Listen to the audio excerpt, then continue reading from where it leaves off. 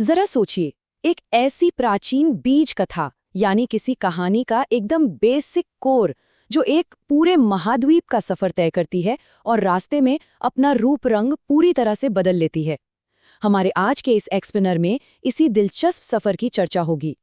यह narrative story telling यानी किस्सा गोई के विकास का एक बेहतरीन उदाहरण है। एक ऐसी कहानी जिसने वक्त और भूगोल दोनों की सरहदों को पार कर लिया।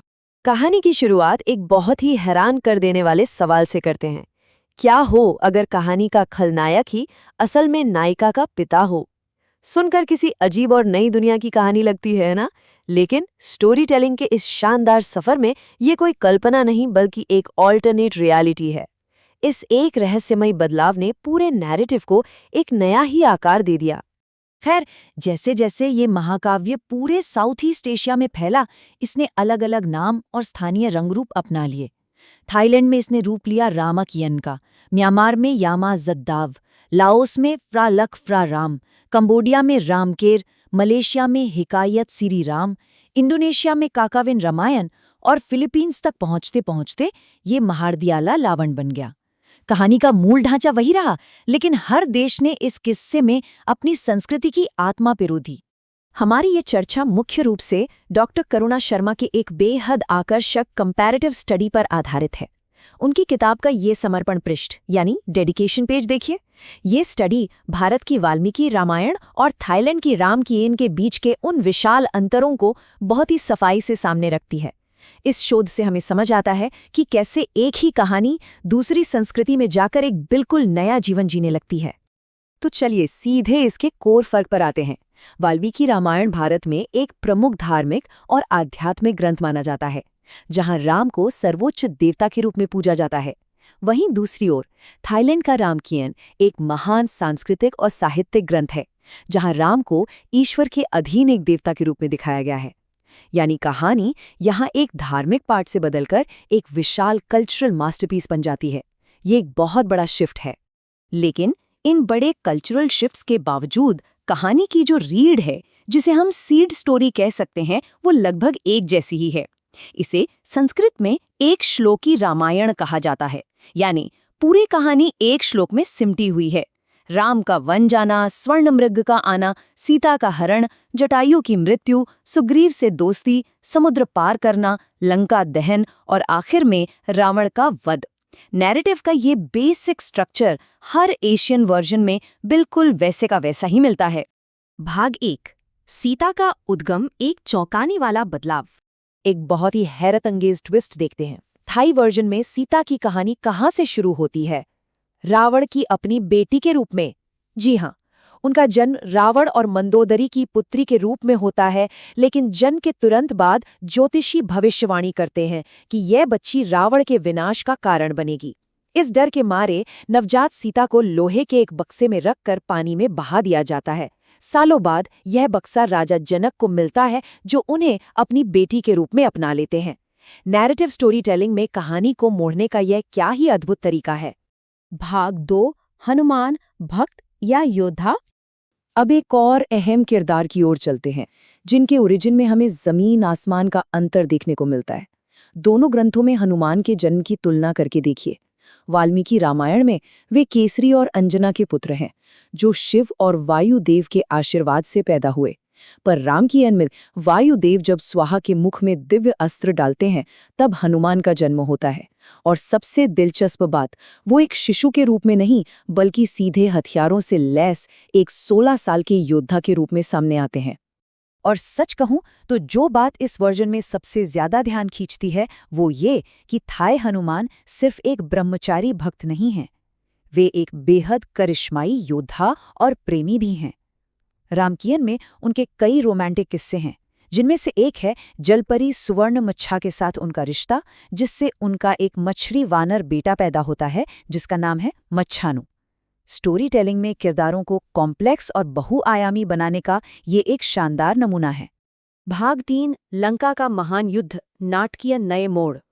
महाकाव्य के क्लाइमैक्स में यानी लंका के इस महायुद्ध में रामकियन ऐसी छोटी छोटी और विविड कहानियों से भरा पड़ा है जो दिमाग में छप जाती हैं। कुंभकर्ण को जगाने की ये कहानी ही ले लीजिए। जहां वाल्मीकि रामायण में उन्हें शोर शराबे से जगाया जाता है, वहीं रामकियन का नैरेटिव बहुत सेंसरी है। यहाँ कुंभकर्ण का गहरा ध्यान किसी आवाज से नहीं बल्कि नदी में तैरते हुए एक मरे हुए कुत्ते के सड़ते शरीर की दुर्गंध से टूटता है जिसे कौवा नोच रहा होता है। यह किस्सा सीधे हमारी इंद्रियों पर असर करता है।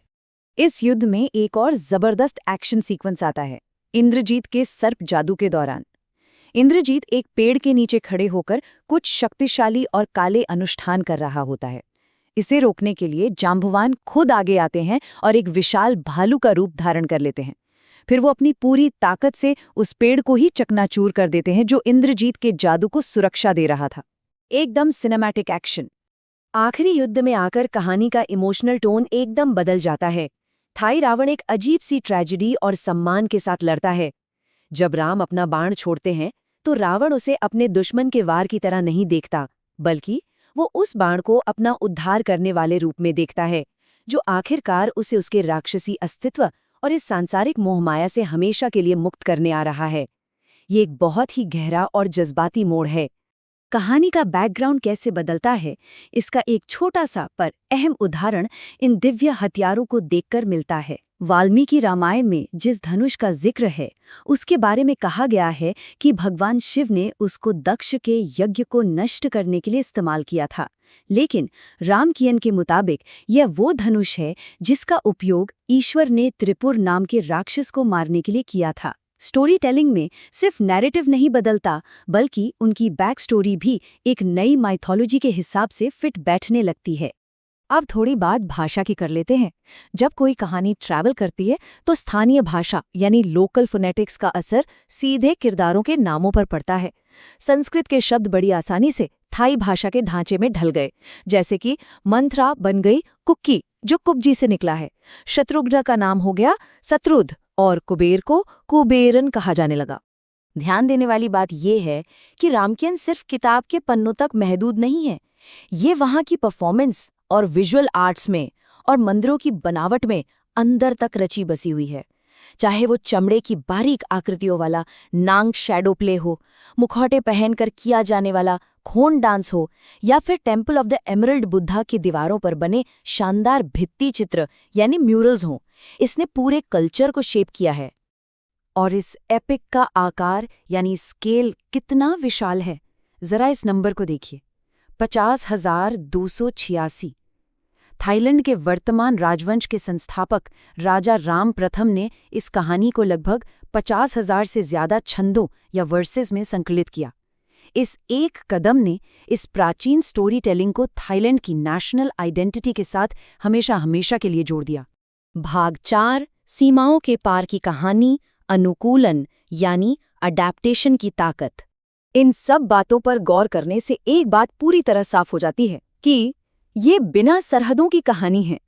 कैसे एक कोर कथा बड़ी खूबसूरती से एक नई संस्कृति, नए लोगों के हिसाब से ढल जाती है और फिर भी उसकी मूल आत्मा जिंदा रहती है। यही एडैप्टेशन नैरेटिव स्टोरी टेलिंग को अमर बनाता है। तो इस सफर के आखिर में इस विचार पर गौर कीजिए, अगर कोई बहुत मशहूर लोकल कहानी दुनिया के दूसरे शोर पर चली जाए तो वहां के लोगों के नजरिए को दर्शाने के लिए वो खुद को कैसे बदलेगी। कहानी कहने की इस असीम और सार्वभौमिक कला को समझना सच में एक बेहतरीन अनुभव है। इस विश्लेषण में साथ जुड़े रहने के लिए बहुत बहुत शुक्रिया।